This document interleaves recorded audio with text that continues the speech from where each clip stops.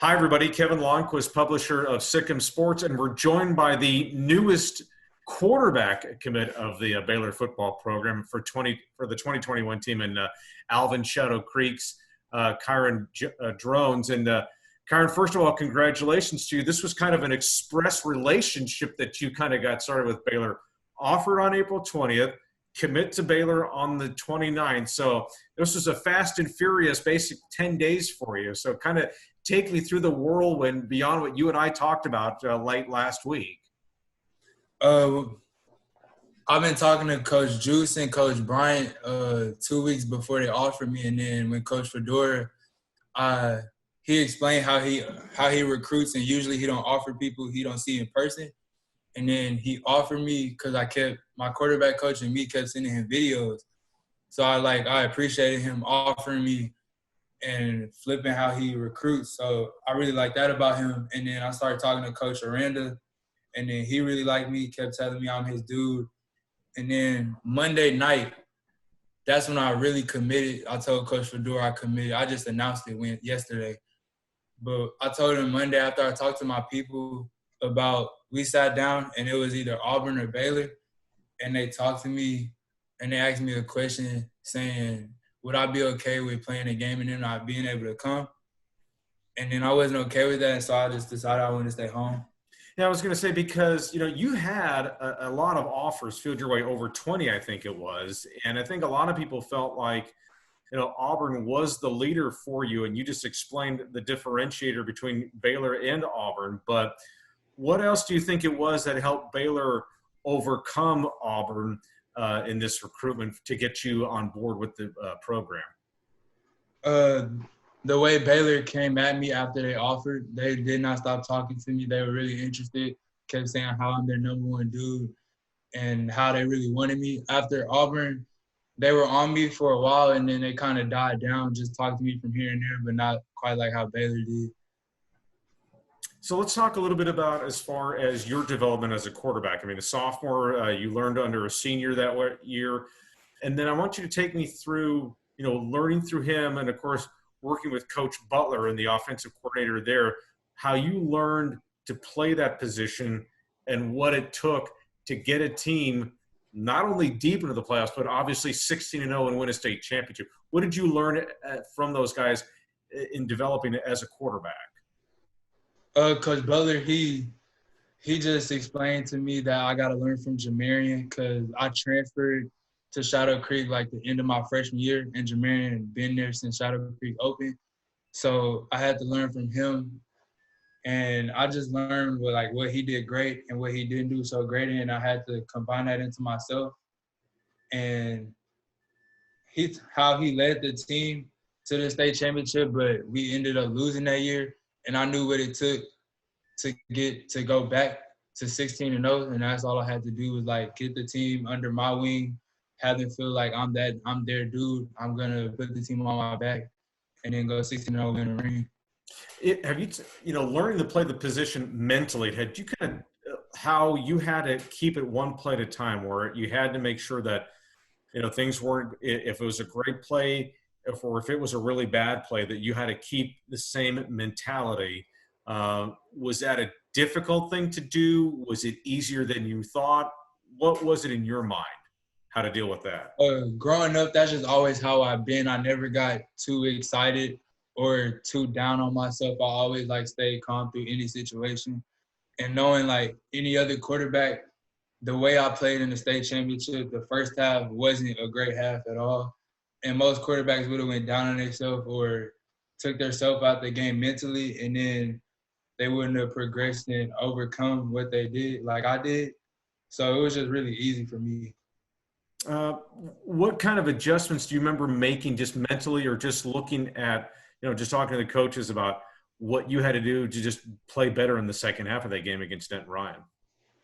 I had to read the defense more. The first half, I was just, since the first drive, it was really easy. So I was okay, this is gonna be our game. And then they started adding more pressure. I wasn't paying attention to the more the defense they were running, how I should have been. So in the second half, after talking to my coach, that's just what I did. And so let's talk a little bit about as far as like you talk getting back to the relationship established with Baylor because it was very fast and the coaches were really on you. And I know when you and I were texting with each other last week, you talked about that you and Larry Fedora had talked with each other like 3 times or something like that. Mhm. How much did you look at his history as an offensive coach, what he's done with the spread, and why you think he can get max out of you once you get on campus?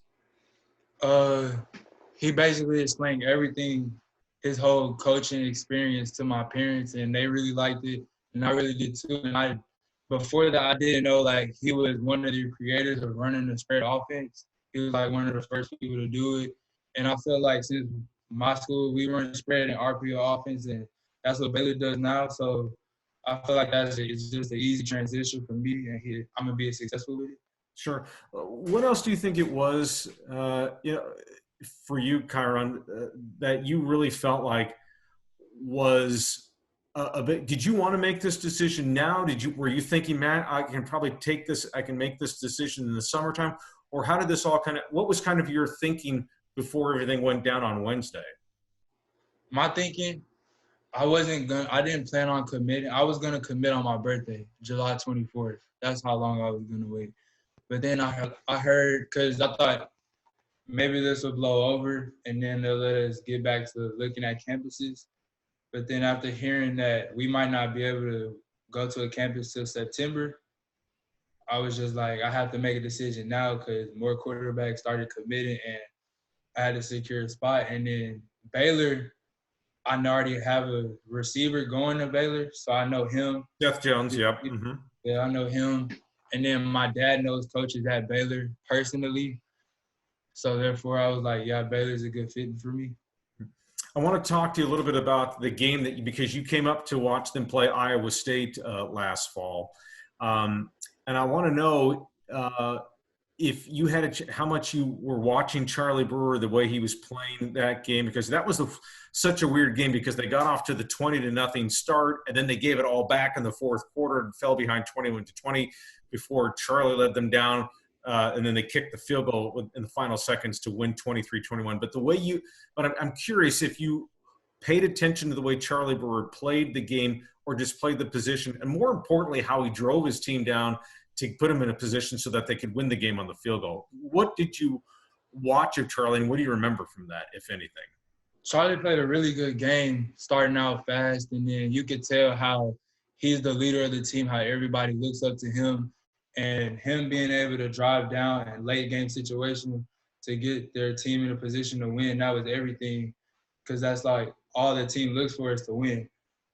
And then the way he did that, the way he carried himself on the field, the way the team looked up to him, you could tell that he's that dude.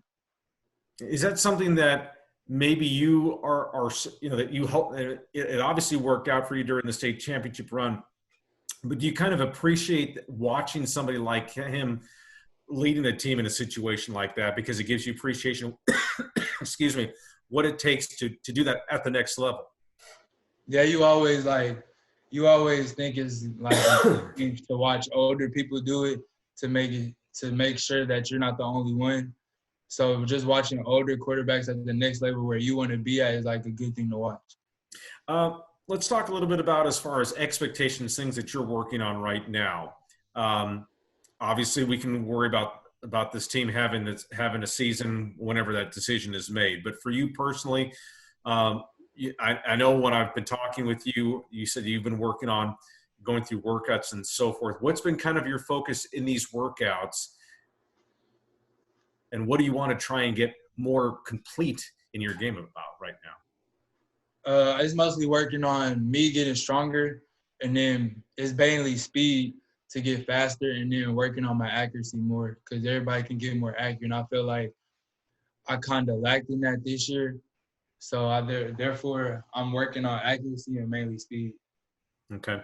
And then the possibility plans to sign in December and enroll in January. That's what I've heard, but is that correct? Yes, sir. Okay. I will be leaving early. Okay. Do you have everything set up in place so that you would be taking classes in the summer to get ahead, or are you well ahead of the pace on something like that? No, I already talked to my counselor. I had to take 3 classes in the summer to get ahead. Okay. Yeah, and in fact, that's something that a lot of these Baylor quarterbacks have done.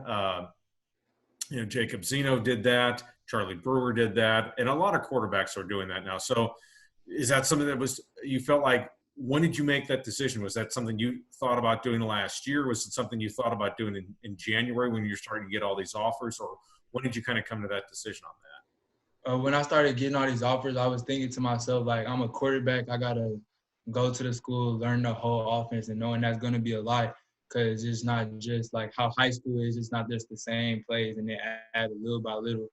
They always add a lot, or it's a lot to the offense. You have to read coverages, and then go through spring ball. So me leaving early, going through spring ball with them would be good.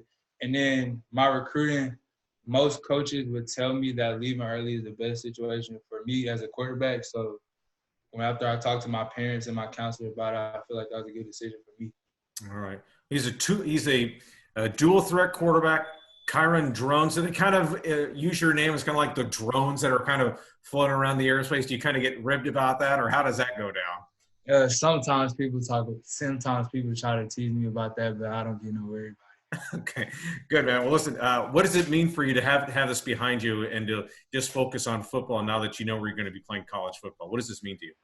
It's just a big relief because recruiting is like coaches want to talk to you all the time, 24/7, and then like you kind of get tired and just want to narrow your scores down and make a commitment. I'm glad I got that out the way. That way I can just focus on myself in Baylor and just get better as a football player without all the distractions.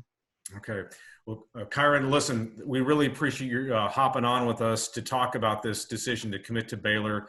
Again, our greatest of congratulations to you. And I will tell you this, that your ratings that we have for you in Rivals, I promise you that is going to go up because I know you participated in the camp in Houston, but when the COVID-19 broke out, everything kind of got stonewalled. And so I can assure you that rating's going to go up. So don't fret about that too much. And so, but I don't think it really matters now because you've got your P5 opportunity at Baylor. Again, congratulations and thanks for joining us. Okay. Thank you. No problem. All right. That's Kyron Drones, the quarterback from Shadow Creek, who is committed to Baylor. He will be joining the Bears program in January, signing his letter of intent in December. I'm Kevin Lonnquist, the publisher of Sikkim Sports, and we'll talk to you next time.